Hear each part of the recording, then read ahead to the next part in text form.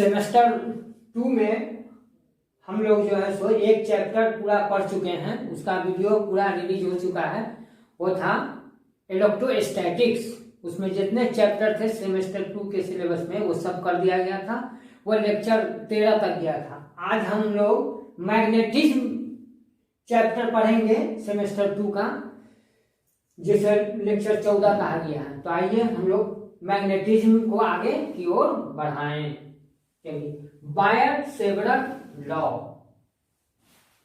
Statement, the magnitude of the magnetic induction due to the current carrying wire or conductor is number 1 directly proportional to the current flowing in the conductor, directly proportional to the length of element dl, or directly proportional to the sine of angle between the direction of the current element and line joining the point and the element, that is sin theta, ये theta, और inversely proportional to the square of the distance of point from the element, element से ये distance आ रहा है, इसका square के inversely proportional। यानी mathematical form में ये मैग्नीट्यूड dB, यानी dB इसलिए लिखा गया है कि ये छोटे क्वांटिटी के लिए है, ये छोटे क्वांटिटी dl के लिए मैग्नेटिक फील्ड P बिंदु पर ये प्रोपोर्शनल हो गया I into dl sine theta r square. इसे एक कांस्टेंट से तोड़ते हैं, उस कांस्टेंट का जो वैल्यू होता है μ0 4/10⁻⁻7 हेनरी पर मीटर। इसलिए V बराबर हो गया μ0/4πI/dl sine theta by r square. μ0 यहाँ हो गया absolute permittivity in vector form dV μ0/4πI/dl cross r बटे r³। जिस फॉर्मूला में साइन हो वो क्रॉस प्रोडक्ट होता है, और जिस फॉर्मूला में कॉस हो वो डॉट प्रोडक्ट होता है। इसीलिए यहाँ क्रॉस प्रोडक्ट है, इसका हम लोग फिर तोड़ेंगे इसको क्रॉस प्रोडक्ट, तो यही फॉर्मूला आ जाएगा जो बैक का फॉर्मूला है। यानी अब यहां से ये आप निकाल सकते हैं कि I cross dl cross r का जो डायरेक्शन होगा वो dB को रिप्रेजेंट करेगा। तो देख लीजिए, ये यहां से ऐसे जो जा रहा है ये क्रॉस dB को, ये एलिमेंट है, यहाँ समझ लीजिए कि ये करंट एलिमेंट है dl, ये क्रॉस, यानी अगर हम एंटी क्लॉक चलते तो अपवार्ड जाता क्रॉस प्रोडक्ट में, लेकिन हम जा रहे हैं क्लॉक वाइज, इसलिए स्क्रू को देखिए कि क्लॉक वाइज नीचे की ओर जाता है।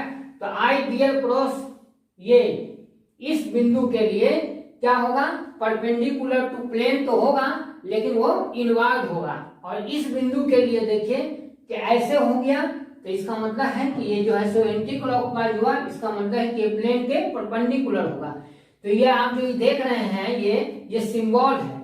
अगर कहीं भी ये सिंबल दिया हुआ है तो आप समझ जाइए कि मैग्नेटिक फील्ड प्लेन के परपेंडिकुलर है और आउटवर्ड है। अगर ऐसा चिन्ह कहीं पर है तो ये समझ लीजिए कि magnetic field perpendicular to plane है लेकिन वो इनवर्ड है। तो इससे हम लोग ने डायरेक्शन ऑफ बी निकाला, जो आपकी भाषा में लिख रहे हैं। क्योंकि वेक्टर के से अगर करते तो हम लोग लगाते कि फ्लेमिंग रूल, फना रूल, ये रूल, हमको उससे मतलब नहीं है। हमको मतलब है कि डायरेक्शन कैसे निकाला जाए। तो यहाँ जो हम यूज कर रहे हैं वो वेक्टर मेथड यूज कर रहे हैं। वेक्टर मेथड से बी का डायरेक्शन निकाल रहे हैं। चलिए, तो direction of dB if direction of the current element, ये देखिए current element towards point is clockwise, यानी पॉइंट की ओर यदि क्लॉकवाइज है तो उसका direction perpendicular to the plane होगा और इनवर्ड होगा, जिसका सिंबॉलिक रूप ये है। अगर पॉइंट 2 की ओर है यानी एंटी क्लॉकवाइज है तो ये जो यहाँ हम लोग लिखे हैं इनवर्ड, वो क्या हो जाएगा, आउटवर्ड। दूसरा, if the direction of the current element towards the point is anti-clockwise, the direction of magnetic induction is perpendicular to the plane and outward। Symbol हो गया गोला और उसके बेस में। अब इसके तीन या दो एप्लीकेशन आपको पढ़ना है। तो पहला एप्लीकेशन आज देख लीजिए। पहला एप्लीकेशन आपके इम्तहान में आएगा कि बायट-सेवरट लॉ को यूज करते हुए एक्सप्रेशन फॉर मैग्नेटिक इंडक्शन या magnetic field due to long current carrying conductor या वायर। कोई बहुत लंबा वायर है जो करंट होता है, तो उसके कारण सराउंडिंग में कितना मैग्नेटिक फील्ड उत्पन्न होगा वो आपको एक्सप्रेशन निकालना है, जो हम लोग ये निकालने जा रहे हैं। देखिए ये बहुत लॉन्ग कंडक्टर है, तो हम जो है सो एक छोटा सा लेंथ लेते हैं ए बी।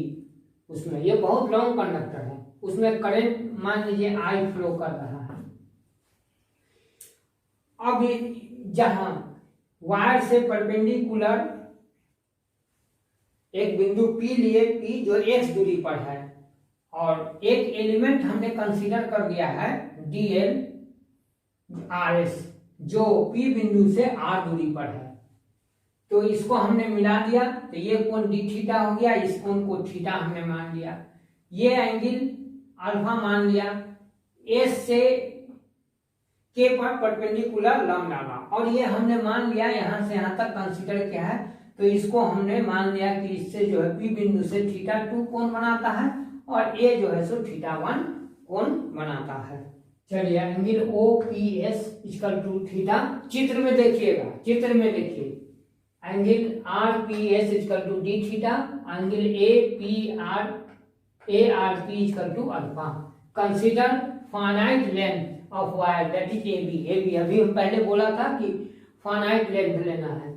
तो angle O P A theta 1, angle O P B equal to theta 2। Drawn perpendicular S K on R P. सब चित्र से कंपेयर करते चलिए। Here K R S equal to 180 minus alpha. अब आइए इन right angle triangle S K R में sine 180 minus alpha equal to S K by R S. S K equal to आप छोड़ दिए और आर एस का हुआ डीएल, इसलिए S K equal to DL sine 180 minus alpha. आप जानते हैं 180 माइनस अल्फा इक्वल टू सीधे साइन अल्फा, इसलिए इसको हमने इक्वेशन 1 मान लिया।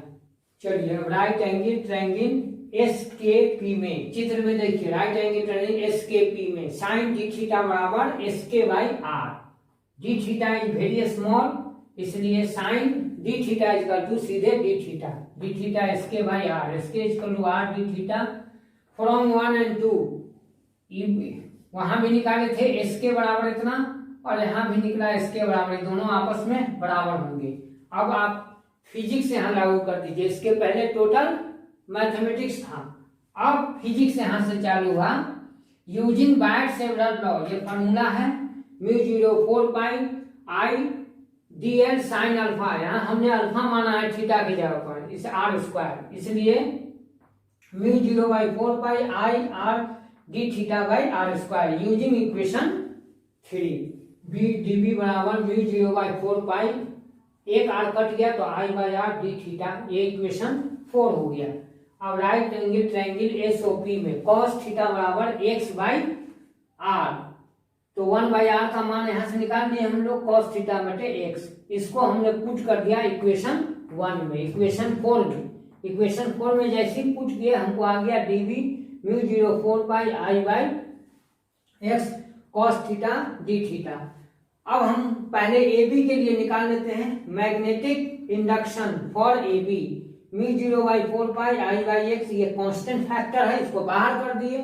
cos theta into d theta minus theta 2 to theta 1। अब आपके दिमाग में ये आ रहा होगा कि माइनस सर का है लिख दिए, तो माइनस इसलिए लिखाया गया है कि O को ऑरिजिन माना गया है, उसके अब पॉजिटिव उसके नीचे नेगेटिव।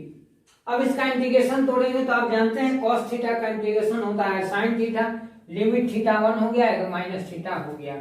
अब देखिए b बड़ा μ0/4πi/x लिमिट बैठा दिया हमने। थीटा आप जानते हैं कि sine minus theta equal to minus sine theta, इसलिए ये माइनस बाहर आके प्लस कर दिया, इसलिए sine theta 1 plus sine theta 2। अब लॉन्ग कंडक्टर के लिए, लॉन्ग कंडक्टर है जो पैरेलल हो गया लाइन, इसलिए थीटा 1 थीटा 2 π/2 यानी 90 डिग्री। इसलिए 90 डिग्री का मान भरेंगे तो इसका वैल्यू 1, इसका वैल्यू 1 यानी 2, यानी रिक्वायर्ड एम हमारा यही था कि निकालना।